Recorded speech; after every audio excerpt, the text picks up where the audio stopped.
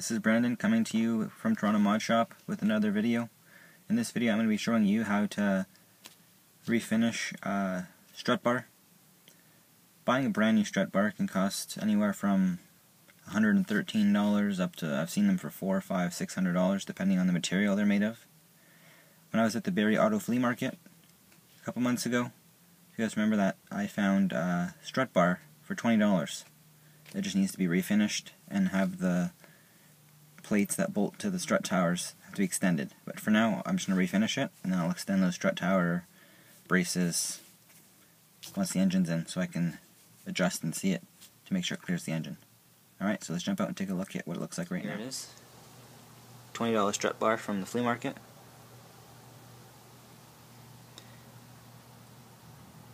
It looks a little run down now, but with a little bit of work, make it look brand new. First thing you're going to want to do is disassemble it. So in my case, I have to take out two nuts and bolts.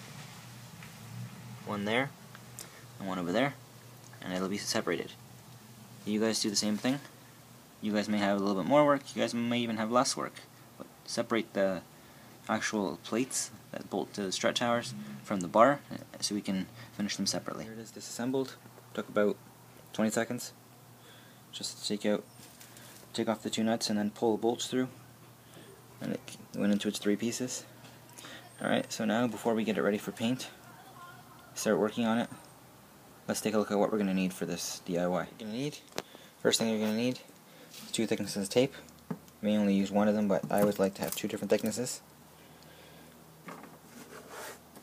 Wire brush and a razor blade, so that way you could scrape off any loose paint off the brackets that bolt to the strut towers. Screwdriver is used to prop up the bar. I'll show you how to do that, how I'm going to do it when we get to that. This is for loosening up any loose paint and cleaning up both the adapter plates and the bar and scuffing them to make it easier for the paint to stick to it. Rust reformer to spray the rust spots on the adapter plates. Primer to prime both the bar as well as the adapter plates. Black paint for the adapter plates. Copper engine enamel for the actual bar. I have a tiny bit left of this. If you guys watch my wiper video, this is like a sparkle, so I'm going to put that on top of this. It's very slight, give it a very slight sparkle in the sun, so when I pop the hood at shows or meets, it'll have a little sparkle, and then clear coat to clear coat both the adapter plates and the bar. Alright, so let's get started on removing the rust from the adapter plates. To do step one, first thing you're going to want to do is take this wire brush and loosen any loose rust. And use this to scrape off any loose paint and loose rust as well. And this same thing. Scrape off anything that's loose. That way when you prime and paint, it doesn't chip under.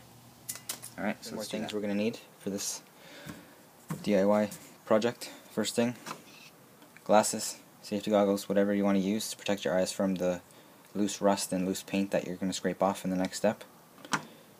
Whenever you're sanding, you want to wear this. That way you're not inhaling all the particles into your lungs, so it'll damage your lungs.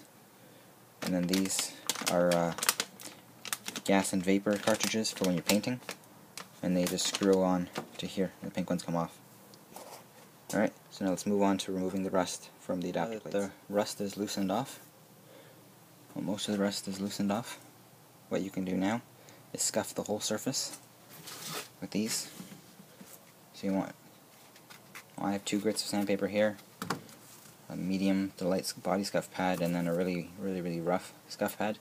That way I can scuff the whole surface up nice and get it ready to be rust reformed in this case. So now that these have been scuffed, next thing you're going to want to do is scuff the bar. So now that the bar is scuffed as well, I use the same things to scuff it. Just grab it. This right here. First thing I scuffed it with was the rough scuff pad to give it a deep cut. Then a little bit of a finer cut with the rough side of this, and then the final cut with this, which gave it a nice smooth but swirly finish. That way the primer and paint will stick and hopefully won't chip off. Alright, so now that this and the adapter plates are all ready to be sprayed. What you're going to want to do now is take some wax and grease remover, which is this stuff right here. It doesn't have to be duplicolor, but it's the only one that was available. Expensive, but it works. Wipe down everything that's going to be painted. So in my case, that's from the edge of this bolt to the same thing on this side, to the edge of the bolt, and all of these. Wipe that down with the wax and grease remover, let it air dry, and then mask it off from here, in my case. So everything you don't want painted, mask it off and lay it out on the floor. Alright? See you guys when that's done. A couple recommendations before we move on with wax and grease removing, whatever you want to call it, cleaning the pieces with the wax and grease remover. First thing, if you have sensitive skin, or if your skin reacts or does not like chemicals, then I recommend you wear gloves. Any cloth gloves this will soak into, but at least with these will be able to withstand the wax and grease remover. If this was acetone or lacquer thinner, then it would eat the gloves, but since it's just wax and grease remover, which is milder, you can wear gloves. Another thing I'm going to recommend is that after you've cleaned these parts with the, so not cleaned, sorry, after you scuff these parts, if you remember my hands were dirty, now they're somewhat clean. This is, from this point on, you don't want to get any contaminants on the parts, because that'll mess with your finish. So I washed my hands with this right here, which is that orange gritty soap. Alright, so once your hands are clean, and you got your gloves on if you need them, wax and grease remove the parts, mask them off, and put them on the floor, or wherever you're going to be painting. Wipe down with wax and grease remover.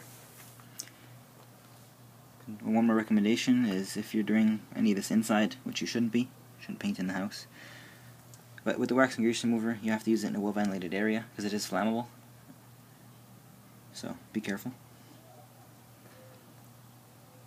When I told you guys to get a screwdriver, or told you I was using a screwdriver, that's what I was using it for,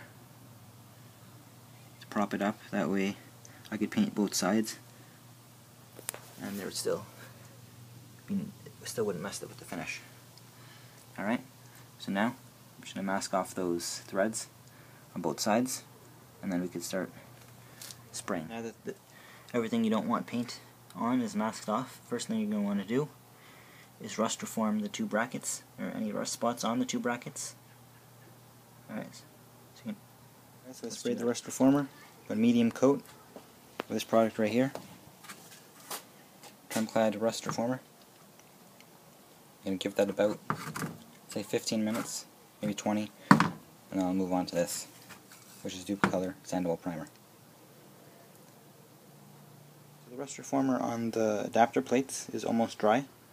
So what I'm going to do is take that Duplicolor Sandable Primer and spray the bar first, and then by the time the bar is sprayed, that will be dry. So let's do that. 2 coats of Sandable Primer on that. A light coat, which is the tack coat, so that the other coats stick, and then 1 medium coat. And those I'm still waiting for a couple little specks of rust reformer to dry. There's 3 coats of primer on that. You guys may have to do more coats, less coats, heavier coats, lighter coats, I don't know. Just depends on the product you're using, and it depends on the distance you're spraying it from. Depends on how much you spray on, sort of thing. So go by sight, pay attention, don't let it run. If you start seeing it pool up, I think it'll run, then stop, obviously. And it's better to put too little than too much. So, like I said, 1 light coat, 1 medium coat, and 1 heavy coat on that. I'll probably do 1 more. And then these are pretty much dry, so I'm going to put probably 1 tack, like light coat, and then I'll probably put a medium coat, maybe an additional medium coat. So we'll see how that goes. Final coat on that so far, 1 light tack coat, 1 medium coat, and then 2 heavy coats, and that's done being primed. And then now it's time to move on to these because they're dry. Dry rust reformer, I've already put on 1 light to medium coat of Duplicolor Sandable Primer, and then now I'll put 1 more medium coat, and that should be it. So now that I've completely finished priming the bar, and I completely finished priming the top of these with 2 coats of primer. Now I've put 1 coat on the bottom, and I'll put 1 more medium coat, and then I'll move on to the color for each of those.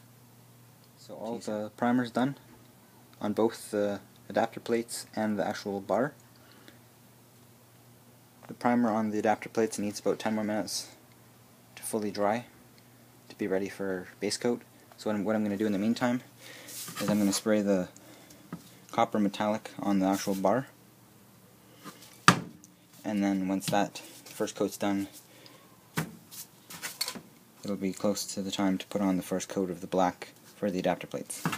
Alright, so let's put on the first coat of the metallic coat. It was a light to medium coat. The color still came out really nice so far. So give that about 5, maybe 7 minutes, and I'll put another coat on.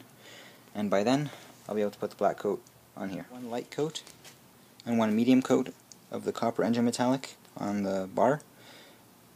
I don't think I'm going to be putting that Tremclad or Rust-Oleum Sparkle purple paint that I use for the wipers. I like the way it looks right now, and I don't want to risk messing it up.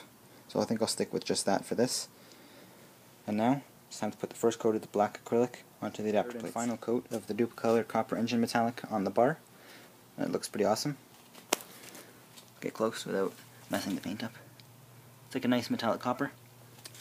As well as that, I also put the first tack coat, very light coat of the black acrylic enamel, I believe it is. Yep, acrylic enamel. That was a light coat, and now I'm going to put 2 medium coats, and then that'll be done. And then I'll clear everything. So instead of a medium and a medium, I did 1 heavy. So now the last coat is going to be a light coat of the black, and then we're ready for clear coat. The tops of the brackets are done. Tops are done, just need to dry. Then I have to flip it over, and I gotta do the bottoms. The strut bar, I put 1 more medium coat on it because there was a few areas that were sort of a little bit see-through where I could still see light through it, like the primer, the gray. So I went over it 1 more time. Now it looks perfect. Let's go over there. Try not to step on anything. So there you go. It's a nice copper color. Alright, so let's let everything dry, and then we'll put the first coat of the black on the bottom of the adapter plates. Coat of black on the bottom. Now it's time for a second. The first one was a light, next one will be medium, and then I'll have to wait 15 minutes. And in that time I'll put the first coat of clear on that. But for now, those are fully painted. In 15 minutes I'll put the first coat of clear. That has the first coat of clear, and in that same 15 minutes I will put another coat of clear on that. Done with the bar. It has 3 coats of clear, a light coat, and 2 medium coats. And the adapter plates only have 1 medium coat on the bottom so far. And then I'll have to put another medium, and then wait 2 hours, then flip it, and then do the top. I think it's turning out pretty well so far. Instead of putting 2 coats of clear on both sides, I only put 1 on each side. Because if you remember what I said at the beginning, this doesn't fit my car, the strut bar. I have to modify these adapter plates. I have to chop off the bottom plate right here where the weld is, and then remake a custom plate that goes around my strut tower. So there's no point in me wasting an extra coat of paint, or an extra coat of clear. The only reason I'm painting these side pieces is so you guys can see what it's going to look like when it's done. So I can upload this video, because I can't make those plates until I've got the engine in, because I need to make sure that the top of the bar clears the top of the engine, but also I don't want it blocking me from closing the hood. So the painting, clearing, everything's done. Now I just have to give it 24 hours to cure, and then I'll uncover the tape part and put these on, and by then I'll get new nuts and bolts to hold them on. I'll probably get those at like Canadian Tire or Home Depot or something. I'll get those probably tomorrow during the day, and I'll put this back together, and you guys will see it in about 10 seconds. Here it is. Tape came off. It looks perfect. Not perfect, but There's little marks here and there that were dug into the actual metal before I painted it, but looks a lot better than it did before. Plates are done. And those are the new bolts. They're not the same as the ones that came out, because the ones that came out were Allen bolts, but these are the right size, so let's put them in, see what it looks like when it's back assembled. Which is custom copper metallic strut bar. I think it looks pretty awesome, especially since it looked pretty horrible before.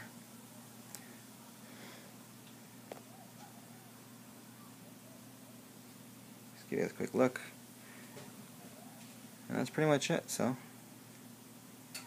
good luck with your project if you haven't done it already, or if you're doing it along with me, then hopefully it turned out as awesome as this, or maybe better. Okay, so I'm pretty happy with the outcome of this project. Like I said before, I bought the bar for 20 bucks at the Barrie Auto Flea Market. The quarter can of engine enamel I used was 15 bucks for the whole can.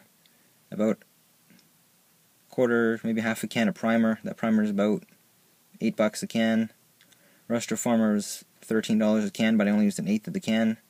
Clear Coat's about $9 a can, and I used about a quarter of that. And then the bolts I used with the washers and the lock nuts were $4 for everything. So what is that? I'd say somewhere around $35 for the whole thing. And time-wise, it was about maybe 2.5 hours of actual work, but 27 hours of waiting. So either way, it was pretty quick. One day and it's done, and it looks pretty awesome. So now I just gotta wait till the engine's in, and then I can mock up the bar and make the brackets and get the bar in. And you guys will see it when it's in. Alright, so thanks for watching, and I'll see you guys next time.